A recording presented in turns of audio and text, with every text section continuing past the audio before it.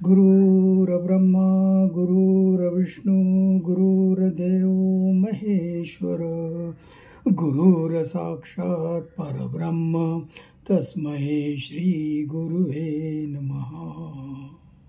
नर्मदे हर नर्मदे हर. आपण नर्मदे परिक्रमेचे अनुभव बघतोय आपण, आणि मागच्या याच्यामध्ये तुम्हाला मी काही अनुभव सांगितले.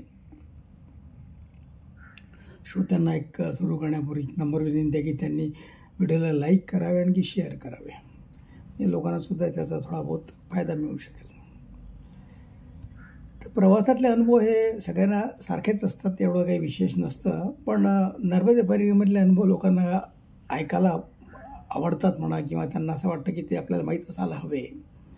पण ते प्रवासातले अनुभव, चालण्याचे अनुभव, पायी चालण्याचे अनुभव, चढ उतार बसमधली, कारमधली, याच्यामध्ये माणूस एक तर थकून जातो, आणखी मग त्याच्यामुळे त्याची शक्ती कमी पडल्यामुळे मग त्याचे आपल्याला शरीर यष्टीमुळे त्रास होतो आपल्याला त्याच्या.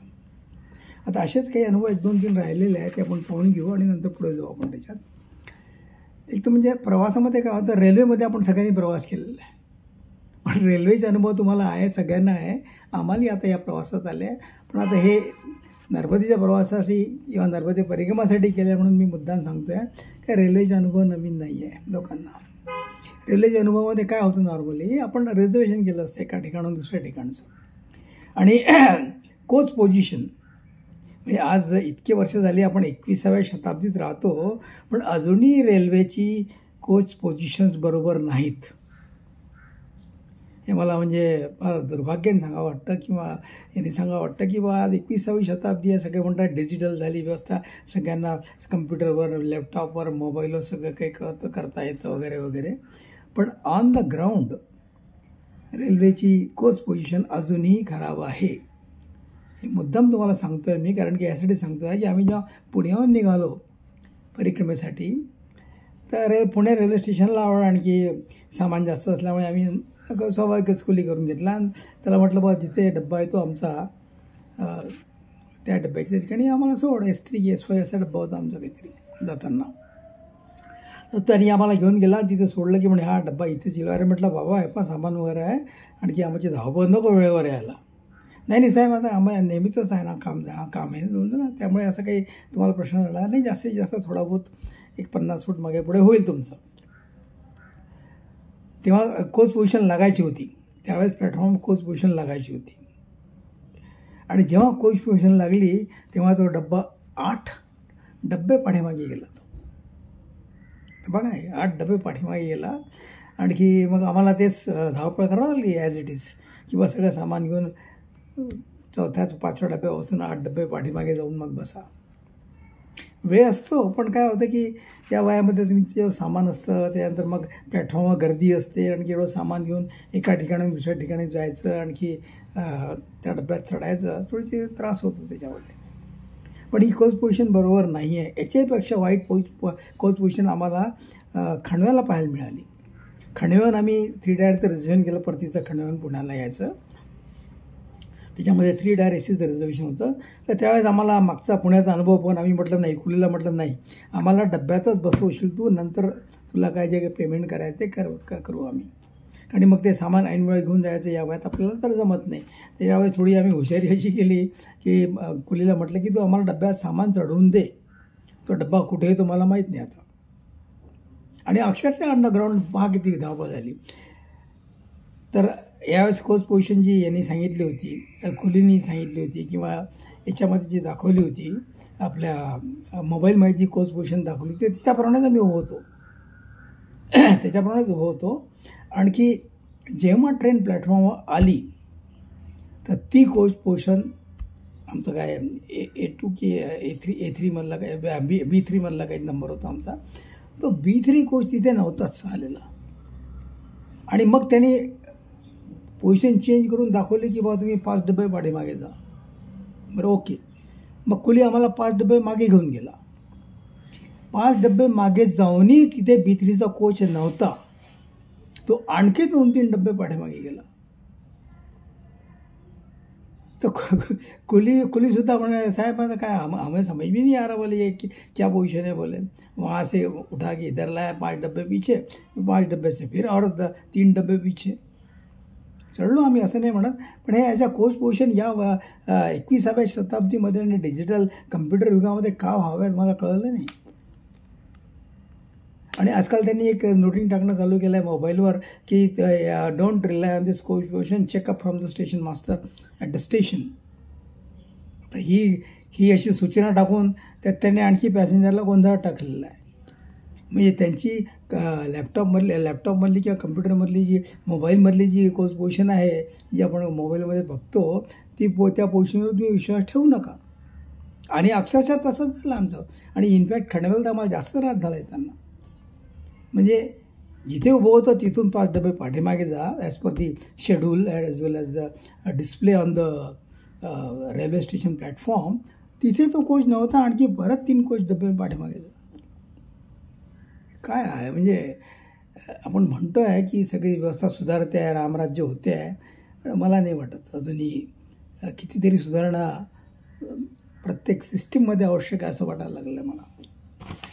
हा अनुभव तुम्हालाही आला असेल, इतके नवीन नाही आहे अनुभवामध्ये, पण एक नर्मदे परिक्रमातला चढायचा उतरायचा अनुभव किंवा रेल्वेने जायचा अनुभव म्हणून तुम्हाला मी इथे नमूद केला. यात एवढं विशेष नाही आहे. आता दुसरी आणखी एक पोझिशन आपल्याला एक अनुभव असा मिळतो की जेव्हा तुम्ही पायी परिक्रमा करता किंवा यांनी जरी गेले, तुम्ही आपल्या कारनी किंवा बसनी जरी गेले, तर तिथे काही अंतर तुम्हाला फिरावं लागतं. खाली उतरून नदीच्या किनारी जावं लागतं किंवा मंदिरात जावं लागतं किंवा आश्रमात जावं लागतं किंवा आणखी लॉजमध्ये जावं लागतं. साधारण गोष्ट असं काही नाही आहे. त्यामुळे कोणाला इजा होण्याची, पडण्याची, पाय मुरगण्याची शक्यता राहते. ही हमखास होणार आहे, हे लक्षात घ्या तुम्ही. हे तुम्हाला मी का सांगतो आहे, कारण ह्या गोष्टी प्रवासात हमखास घडतात. त्याच्यामुळे आपल्याजवळ थोडी बहुत मेडिकलची सुविधा, फर्स्ट एडची सुविधा असणं आवश्यक आहे. बँडेज झालं, तुमचं सोप्रोमायसिन मलम झाला किंवा बँडेज झालं, हे तुम्हाला ठेवणं आवश्यक आहे तुम्हाला. आणि असे आम्हाला अनुभव म्हणजे आम्ही जेव्हा सुरुवातीला 2020मध्ये जेव्हा गेलो आम्ही तिथे, ते शालिमार शक्याचं एक पांडव मंदिर आहे. सुरुवातीलाच लागतं ते ओंकारेश्वरून निघाल्यानंतर.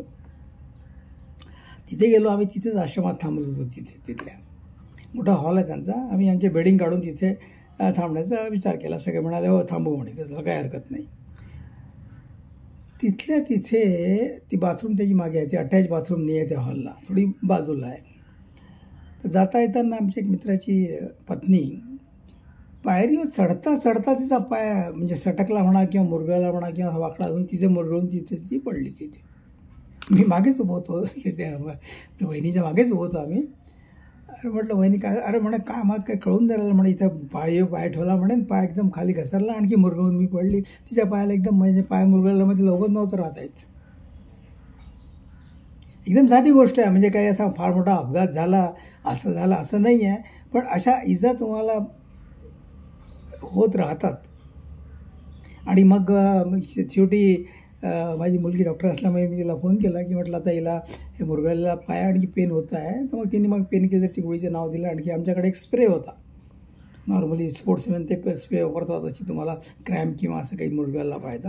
तो स्प्रे मारला. आणखी मग पुढे गेल्यानंतर आम्हाला मेडिकलमध्ये त्या शॉपमध्ये त्या पेन किलरच्या गोळ्या मिळाल्या.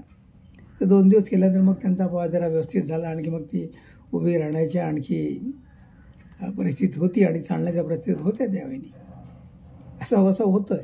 बिलकुल साधी गोष्ट आहे. इवन माझ्या बाबतीतसुद्धा घडलं आहे, तुम्हाला सांगतो. म्हणजे असं वाटतं की आम्ही दुसऱ्याची सांगून आलो, मग स्वतःचा अनुभव काय, हा माझा स्वतःचा अनुभव तर मी तुमच्या 2020च्या परिक्रमेत सांगितला.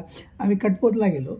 कटपोतून तुम्हाला माहिती आहे की तुम्हाला बोटीने दुसऱ्या ठिकाणी जावं लागतं तुम्हाला.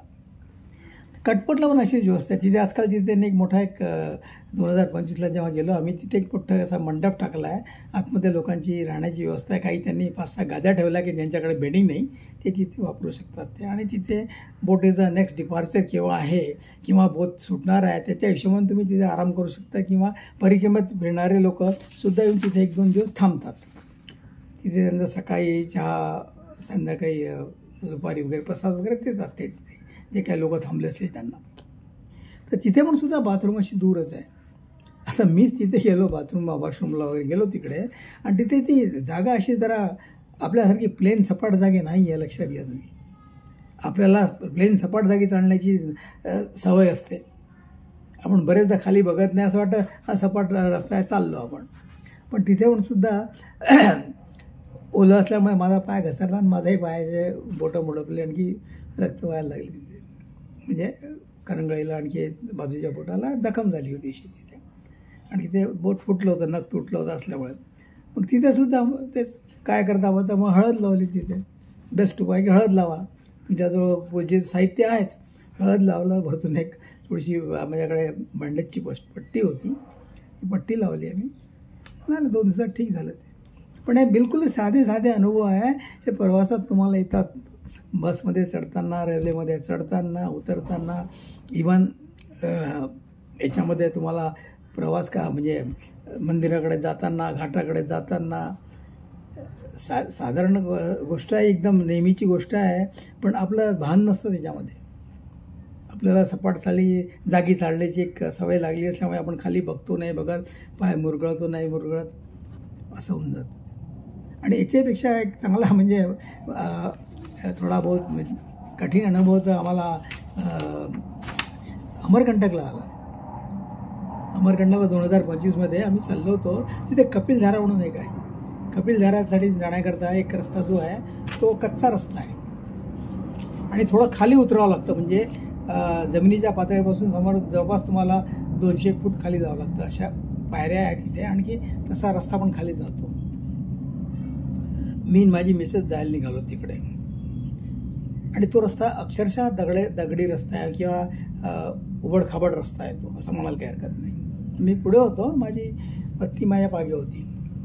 तर त्या रस्त्यावरून जाता जाता तिचा पाय कुठे अडकला म्हणा, किंवा दगडाला लागून ठेस लागली म्हणा, किंवा चप्पल कुठे अडकली म्हणा, एकदम पडलीच माझी पत्नी.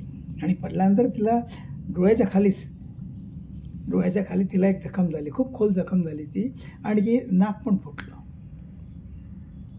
नाकातून बळबळा रक्त व्हायला लागलं, आणखी डोळ्याखालची जी जखम होती त्यातून रक्त व्हायला लागलं, आणि ती जखम जरा खोल होती डोळ्याखालची.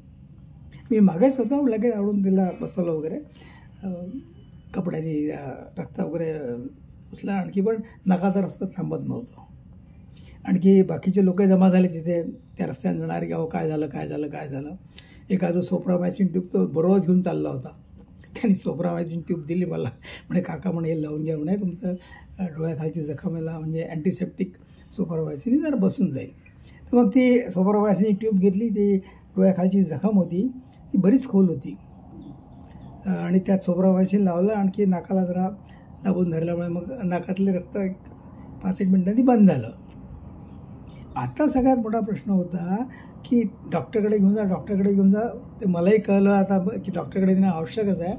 तर आता डॉक्टर अमरकंटकच्या ठिकाणी आम्हाला सापडेल की नाही सापडेल, आणि काय व्यवस्था असेल, हा एक दुसरा प्रश्न होता. आम्ही तसं निघालो तिथून, आणि घाटाच्या तिकडे एक त्यांची पब्लिक हेल्थ सेंटर आहे तिथे, आणि जखम खोल असल्यामुळे मुलीला फोन केला. मी ते म्हणे नाही म्हणे पापा म्हणे अँटीसेप्टिक इंजेक्शन लावून घ्या म्हणे, पेन किलर द्या म्हणे, आणखी स्टिचेस पडतील म्हणे 2-3. तिला मी फोटो पाठवला होता ह्याचा चेहऱ्याचा, किती खोल जखम आहे, तर ती म्हणे स्टिचेस लागतील. आता डॉक्टर आणि स्टिचेस आणखी ह्या गोष्टी त्या ठिकाणी उपलब्ध आहेत की नाही आहे, आमच्यासमोर एक मोठा प्रश्न होता. म्हटलं आता काय करणार काय आपण आता. शेवटी त्या PSC सेंटरला गेलो. डॉक्टर होता तिथे, आणखी त्यांनी आम्हाला ते टिटॅनस इंजेक्शन दिलं, आणखी काही पेनकिलर दिले आणखी, आणि तिथे स्टिचेस लावले त्यांनी. डॉक्टरने तिथे कंपाऊंडर होता, त्यांनी कंपाऊंडरने आम्हाला स्टिचेस लावून दिले. मला जरा नवलच वाटलं. म्हटलं बा ही सुविधा इथे अवेलेबल आहे याची मला शंका होती, आणि मिळणार नाही हे मला म्हणजे 90% मी धरून चाललं होतं की इथे स्टिचेस वगैरे होणार नाही. आपल्याला कुठेतरी पुढे गेल्यानंतर बघावं लागेल की डोळ्याला स्टिचेस कसे द्यायचे. त्यांनी स्टिचेस लावले, त्यांनी इंजेक्शन वगैरे दिलं त्यांनी, आणखी तुम्हाला बोलला म्हणे हे स्टिचेस म्हणे आपोआप गळणारे स्टिचेस नाही आहे म्हणे, हे तुम्हाला स्टिचेस 7-8 दिवसांनी बरे झाल्यानंतर स्टिचेस तुम्हाला कट करून काढावे लागतील. म्हटलं ते होऊन जाईल म्हटलं, पण कमीत कमी त्या स्टिचेसनी तिचं रक्त थांबलं डोळ्यातलं. आणखी मग 2-3 दिवस मलमपट्टी आम्हाला घरीच म्हणजे प्रवासातच करावं लागली आम्हाला याच्यावर डोळ्यावर. आणखी फोटोमध्ये बरेच लोक जे फोटो पाठवले लोकांनी मला हा प्रश्न तेव्हाच विचारला की काहीतरी लागलेलं दिसतं आहे बहिणीच्या डोळ्यांना. म्हटलं हो असं घटना झाली आहे सगळी. तर ते म्हणायचा अर्थ की हा एक फार मोठा त्यातला एक म्हणजे एक अनुभव म्हणा किंवा त्यातला ज्याची आम्हाला आशंका होती की बा हे आम्हाला इथे एवढी सुविधा मिळेल की नाही, एवढी सोय मिळेल की नाही डॉक्टरची, ती अनपेक्षितरित्या म्हणजे त्याची अपेक्षा नव्हती आम्हाला. पण ती अपेक्षा नसतानासुद्धा तिथे ती सोय प्राप्त झाली. आणखी स्टिचेस देता आले. हा त्यातला एक महत्त्वाचा भाग आहे. आणि आपला डोळा असा एक कोंदणीत किंवा भोवईच्या आणि खालच्यामध्ये बसला आहे की डोळ्याला नॉर्मली इजा होत नाही. म्हणजे वरची भोवई आणखी खालच्या कोंदणीमध्ये जो आपला डोळा बसलेला आहे त्या डोळ्याला साधारणतः इलाज होत नाही. आणि ही जेव्हा माझी पत्नी जेव्हा पडली तेव्हा ते एक झाडाचं काहीतरी ब्रश एक खोबा किंवा असे ब्रशेस वगैरे असतील झाडांचे निघालेले तर ते तिच्या डोळ्याला असे म्हणजे डोळ्याखाली लागले आणि त्याच्यामुळे ती जखम झाली होती. तर मग तेव्हा आपल्याला हे होतं की बा अरे बापरे बापरे बा मैयाची कृपा झाली आम्हाला. कमीत कमी डोळा तर नाही गेला जखमेवर थोडं निघून गेला आपलं. तर त्याच्यामुळे मग आम्ही वाचलो किंवा आणि त्यातल्या त्यात मेडिकलची व्यवस्था सापडली. मेडिकल एड्स तिथे आम्हाला मिळाल्या. हे एक चांगली व्यवस्था केली असं म्हणाल काही हरकत नाही आहे. कारण की त्या ठिकाणी डॉक्टर वगैरे हा प्रकार नाही आहे तिथे कोणी. तुम्हाला ॲटलिस्ट मिनिमम जबलपूर किंवा डिंडोरी इथे जाऊन तुम्हाला औषध असे एक्सेस सांगून मी तुम्हाला सांगितलं मागे एका स्त्रीचा हात तुटला होता, महिलेचा हात तुटला होता, फ्रॅक्चर झाला होता. तर अशा ठिकाणी तुम्हाला ते फ्रॅक्चरचं बँडेज वगैरे क्रेप बँड हे लावायचं वगैरे हे सुविधा त्या ठिकाणी उपलब्ध नसतात. तुम्हाला जवळपासच्या एखाद्या शहरी गावी तुम्हाला जाऊन त्या घ्याव्या लागतात त्या. तर त्या दृष्टीने आपण थोडंसं काळजीपूर्वक सावधानपूर्वक आपल्याला चालायला पाहिजे. आणखी प्रवासात म्हणा किंवा मंदिरं पाहताना म्हणा नदीच्या घाटाजवळ जास्त शक्यता असते पाय घसरण्याची. आणखी घाटामध्ये आंघोळ करताना वगैरे पडण्याची वगैरे शक्यता जास्त असते. हे अर्थात कुठेही घडू शकतं, घाटावर म्हणा किंवा सपाट जमिनीवर होऊ शकतं ती. पण याची एक आवश्यक आणि त्याच्यासाठी तुम्ही मेडिकल एड्स फर्स्ट एड्सचे जे औषधं असतात तुम्ही तुमच्या औषधाबरोबर घेऊन जाणारच आहात. त्याच्याबरोबर हे थोडे मेडिकल एड्स जखम झाली कोणाला पाया मुरगळला किंवा पाठीला आकड झाली तर स्प्रे वगैरे मिळतात किंवा हे असतात हे तुम्हाला घेऊन जाणं आवश्यक आहे. हे त्यातले 2 अनुभव तुम्हाला मी सांगितले त्यातले. आता आणखी दुसरे अनुभव जर घेतले हे तर अपघाताचे म्हणा किंवा थोडे पडल्या झडल्यामुळे आपल्याला प्रवासात अनुभव येतात. तर त्याच्यामुळे ह्या अशा गोष्टी घडतात तिथे. आता आपण थोडेसे दुसरे अनुभव बघू. अनुभव म्हणजे आश्रमाची अवेलेबिलिटी किंवा हॉटेलची अवेलेबिलिटी. साधा प्रश्न आहे. हॉटेलची अवेलेबिलिटी तुम्हाला मिळालंच पाहिजे बा. हॉटेलला काय प्रॉब्लेम आहे तुम्हाला. एखाद्या वेळेस आश्रमात जसं तुम्हाला सांगितलं की त्या स्त्रीला त्या मागच्या पायी परिक्रमा फिरण्यावाल्याला गोठ्या शेजारी म्हणा किंवा अशा थोडक्या जागेत राहावं लागलं. पायी परिक्रमावाले होते ते. आता आमचा तर प्रवास कारनी चालला होता, टॅक्सीने चालला होता. त्याच्यामुळे आणि आम्ही ठरवलं होतं की बा शक्यतो हॉटेलमध्येच राहायचं. जरी आमच्या जो बेडिंग वगैरे होते तरी आम्ही ठरवलं की आपण हॉटेल बेडिंग जरी असलं तरी शक्यतो हॉटेलमध्ये राहायचं. म्हणजे मग बाथरूमची व्यवस्था वॉशरूमची व्यवस्था काही अडचण जात नाही. आता तुम्हाला नवल वाटेल नेमावरला आमची गाडी फेल झाली तुम्हाला मी बोललो होतो मागे. आणि नेमावरला तो सेल्फ दुसऱ्यांदा फेल झाला होता हे तुम्हाला बोललो. त्या ठिकाणी एकच हॉटेल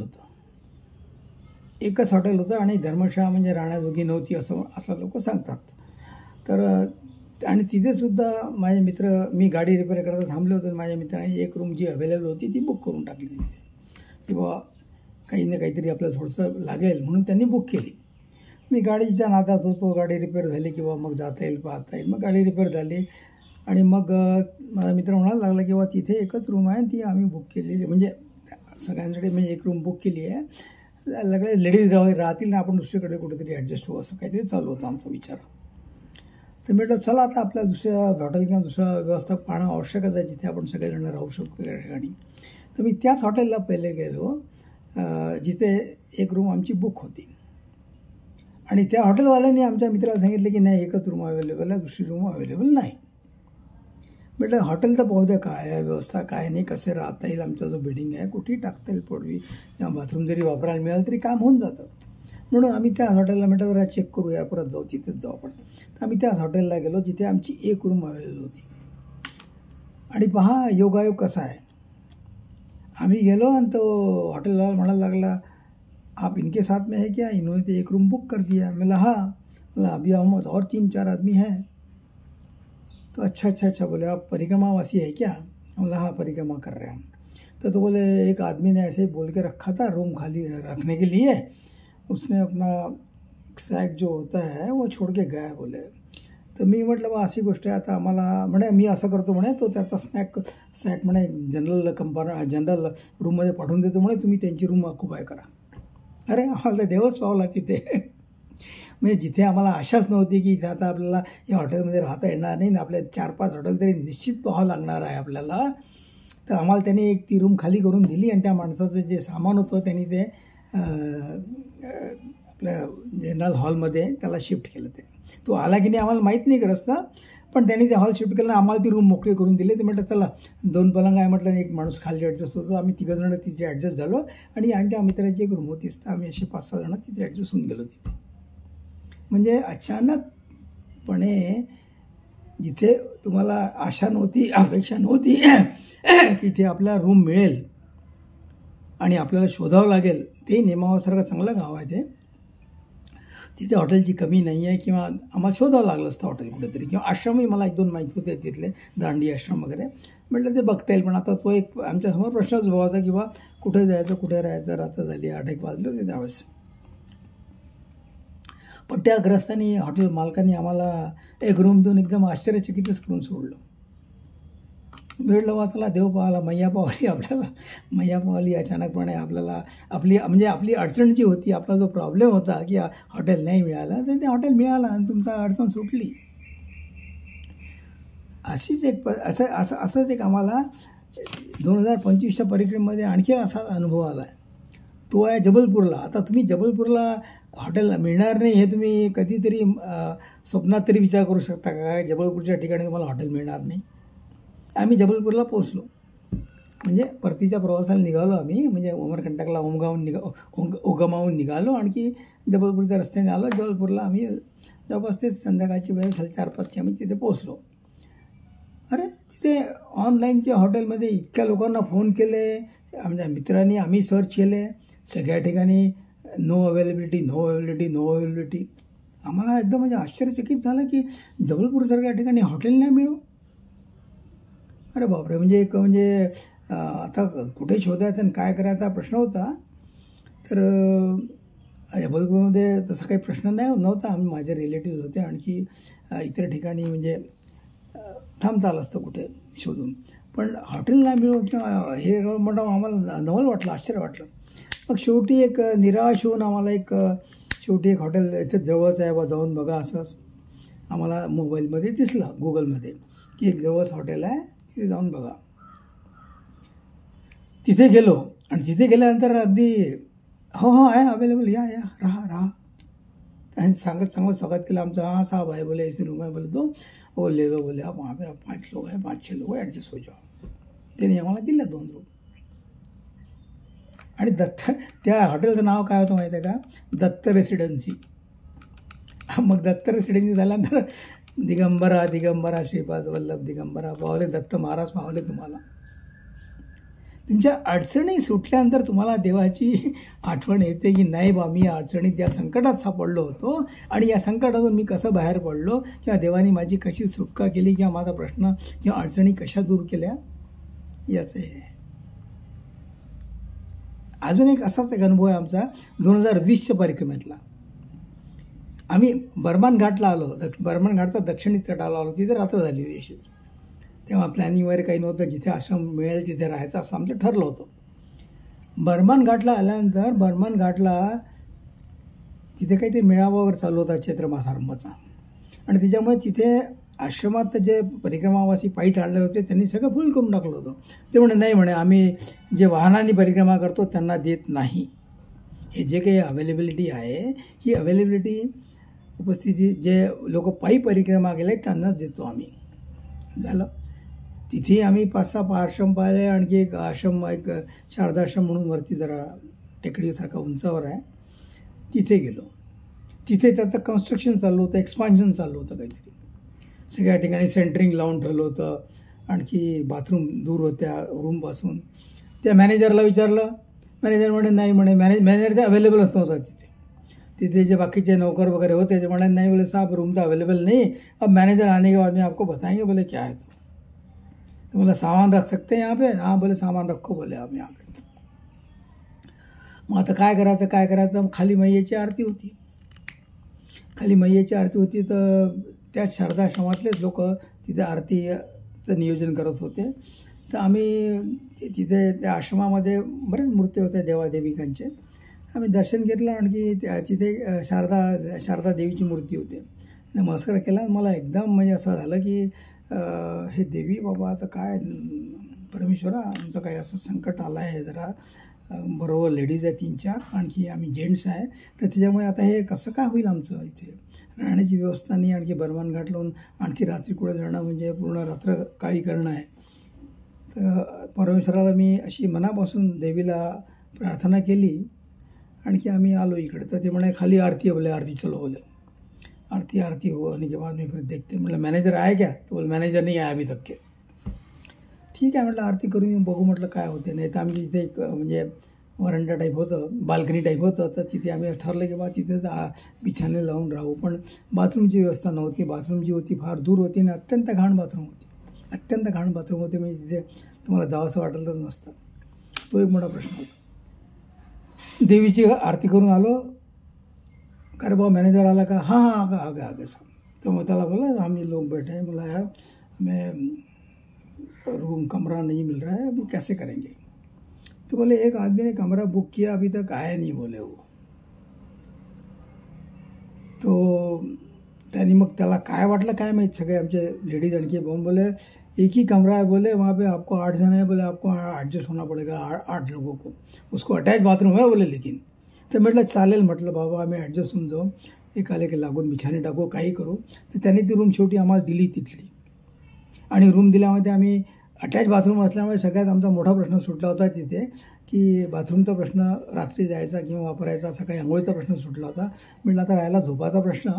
तर आम्ही एकाला एक बिछाने टाकून आमचे लावले. आणखी 8 जण आम्ही त्या छोट्या रूममध्ये 10 बाय 10ची रूम असेल जास्तीत जास्त ती. तर तिथे आम्ही ॲडजस्ट झालो तिथे.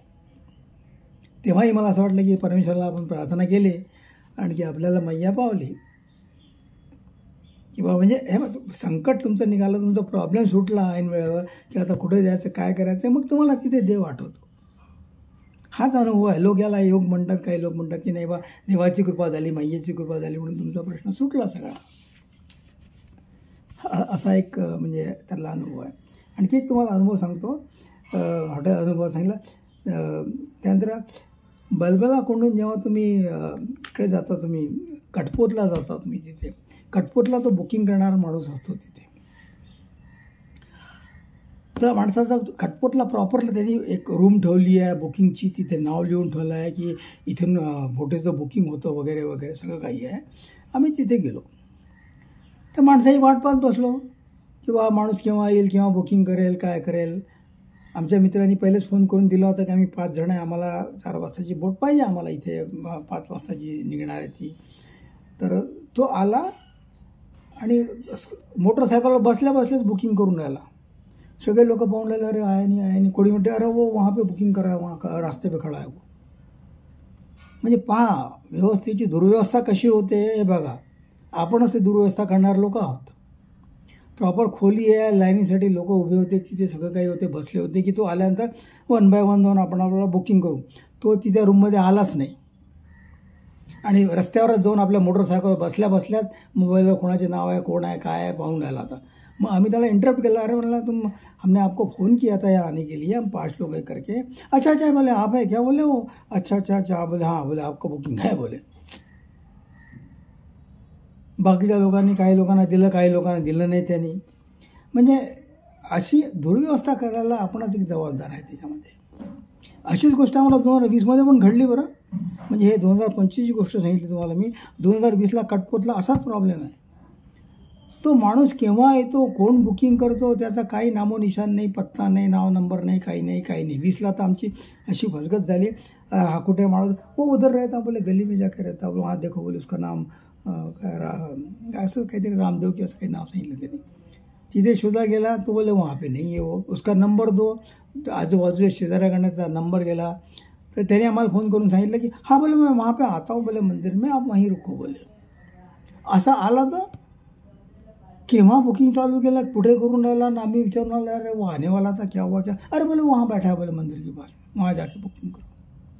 अरे हे आहे काय हे? म्हणजे इतकी म्हणजे दुर्व्यवस्था म्हणा किंवा अव्यवस्थित कारभार आहे की याच्या ठिकाणी तुम्हाला थोडंसं सचित्र राहावं लागतं की बाबा हे कुठे बुकिंग होऊन राहिलं, काय बुकिंग होऊन राहिलं, कोण करणारं बुकिंग आहे, त्याचं नाव काय, किती पैसे घेतात, ही अगदी प्रिलिमिनरी इन्फॉर्मेशन आहे. कोणालाही साधारण माणसाला कळतं, अरे पण तो माणूस आहे कुठे, बसणार कुठे, येणार केव्हा, चालू केव्हा होणार, ती बोट केव्हा लागणार, तुम्ही जाणार केव्हा, म्हणजे हे प्रश्न तुमच्यासमोर डोळ्यासमोर उभे असतात. ते प्रश्न ते अशा पद्धतीचे अनुभव आहे प्रवासातले, ते आपण आता इथे थांबून जाऊ. त्यानंतर पुढच्या याच्यामध्ये आपण आध्यात्मिक अनुभव बघू. आपण श्रोत्यांना परत माझी नंबर विनंती आहे की त्यांनी व्हिडिओला लाईक करावे, शेअर करावे. प्रवासातले अनुभव इथे संपतात आहे. पुढच्या याच्यात आध्यात्मिक अनुभव काय 2-4 आहे माहीत आहे ते सांगून मग आपण हा नर्मदे परिक्रमाचा एक शेवट करू. आपण जेवतो. जय जय रघुवीर समर्थ. नर्मदे हर.